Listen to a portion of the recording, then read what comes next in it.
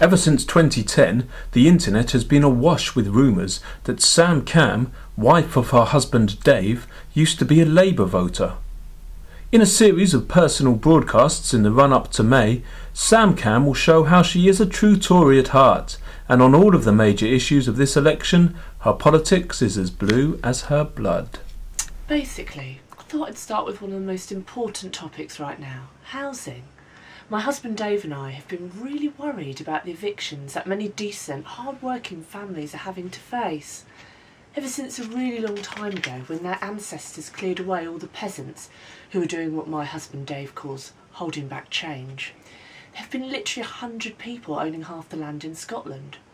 I was shocked to hear that now the SNP wants to give the land back to the community. These landowners do a really important job collecting EU subsidies for their farmland, and they even provide jobs for other people too. Sometimes up to 10 people across the year, so that we can all enjoy the shooting seasons when they come around. It's a real personal issue of mine, because stepdaddy William Waldorf Astor III, 4th Viscount Astor, owns 20,000 acres of land on the Isle of Jura.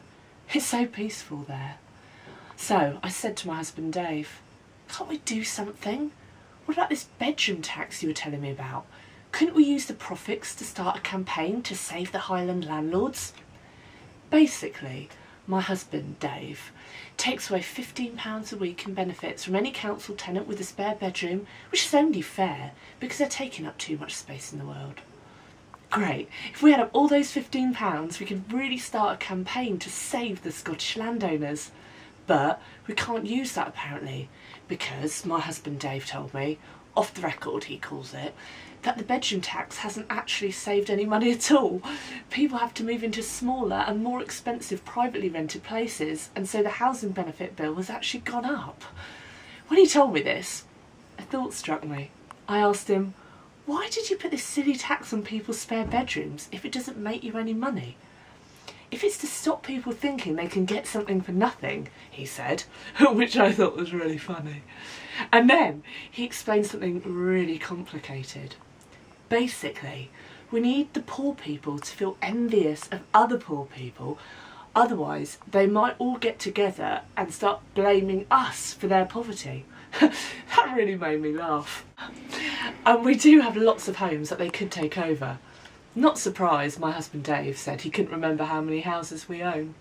But in a funny kind of way, you could say that we've got something for nothing too.